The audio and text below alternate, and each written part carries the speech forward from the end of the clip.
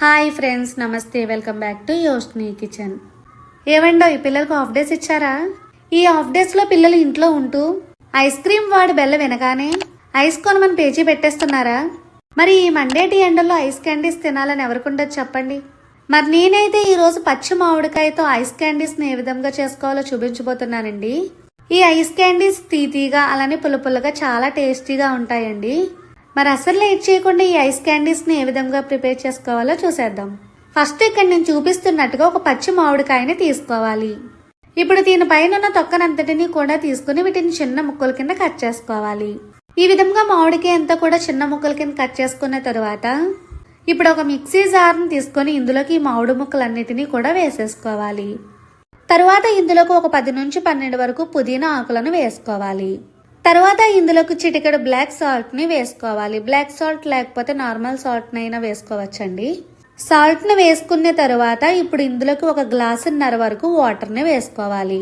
ఇప్పుడు వీటిని అన్నిటినీ కూడా వీలైనంత మెత్తగా గ్రైండ్ చేసుకుని తీసుకోవాలి. ఈ విధంగా గ్రైండ్ చేసి తీసుకున్న తర్వాత ఇప్పుడు దీని అంతటినీ కూడా వడకెట్టేసుకోవాలి. ఇప్పుడు ఒక బౌల్ తీసుకొని ఇందులో ఒక స్టైనర్ ని పెట్టుకొని తర్వాత దీనిపైన ఒక క్లాత్ ని వేసుకొని జ్యూస్ అంతా కూడా వడకెట్టేసుకోవాలి. ఈ విధంగా జ్యూస్ అంతా కూడా వడకెట్టేసుకున్న తర్వాత మిగిలిన ఈ పిప్ప అంతటిని కూడా పాడేయాలి. ఇప్పుడైతే మనకి మ్యాంగో జ్యూస్ అనేది రెడీ అయ్యిందండి. ఈ మ్యాంగో జ్యూస్ ని పక్కన పెట్టుకోవాలి. ఇప్పుడు స్టవ్ ఆన్ చేసుకుని ప్యాన్ లోనికి ఒక 1/2 కప్పు వరకు పంచదారని కానీ లేదంటే పటికీ బెల్లాన్ని కానీ వేసుకోవాలి. నేనైతే పటికీ బెల్లాన్ని సగం అలానే పంచదారని సగం కలుపుకొని వేసుకున్నానండి. తర్వాత ఇందులోకి 1 స్పూన్ కార్న్ ఫ్లోర్ ని వేసుకోవాలి. ఇప్పుడు ఇందులోకి మనం ముందుగా చేసుకున్న మ్యాంగో జ్యూస్ మొత్తాన్ని కూడా వేసేసుకోవాలి. మ్యాంగో జ్యూస్ ని వేసుకున్న తర్వాత ఇప్పుడు ఇవన్నీ కూడా కలిసేటట్టుగా కలుపుకోవాలి.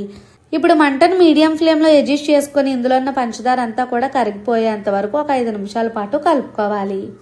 పంచదార అంతా కరిగిపోయిన తర్వాత మంటను లో ఫ్లేమ్ లో అడ్జస్ట్ చేసుకొని ఇప్పుడు ఇందులోకి అరచక్క వరకు నిమ్మబద్దను పిండుకోవాలి.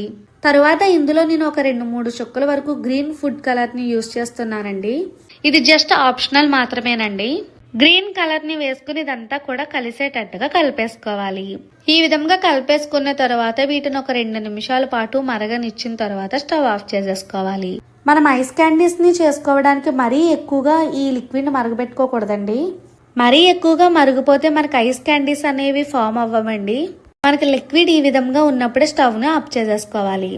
ఇప్పుడు ఈ లిక్విడ్ అంతా కూడా కలుపుకుంటూ దీన్ని పూర్తిగా చల్లారనివ్వాలి. ఇది చల్లారిపోయిన తర్వాత ఇప్పుడు మీ దగ్గర ఐస్ మౌల్స్ ఉంటే ఐస్ మౌల్స్ లో వేసుకోవచ్చండి. లేదంటే ఇలా టీ తాగే గ్లాసెస్ చిన్న కప్స్ ఉంటే వీటిలో కూడా వేసేసుకోవచ్చు. నేనైతే ఇక్కడ చూపిస్తున్న గ్లాసెస్ లోకి ఈ లిక్విడ్ అంతటిని కూడా వేసేసుకుంటున్నాను. ఈ విధంగా లిక్విడ్ అంతా కూడా ఈ గ్లాసెస్ లోకి వేసేసుకున్న తర్వాత ఇప్పుడు ఏదైనా న్యూస్ పేపర్ని కానీ కవర్ని కానీ లేదంటే బటర్ పేపర్ని కానీ పెట్టుకుని క్లోజ్ చేసేసుకోవాలి. తర్వాత వీటిని నేను పూర్తిగా క్లోజ్ చేయడానికి రబ్బర్ బ్యాండ్లను పెడుతున్నానండి. అదేనండి మనం జడకు పెట్టుకునే చిన్న రబ్బర్లను పెట్టేసుకోవాలి.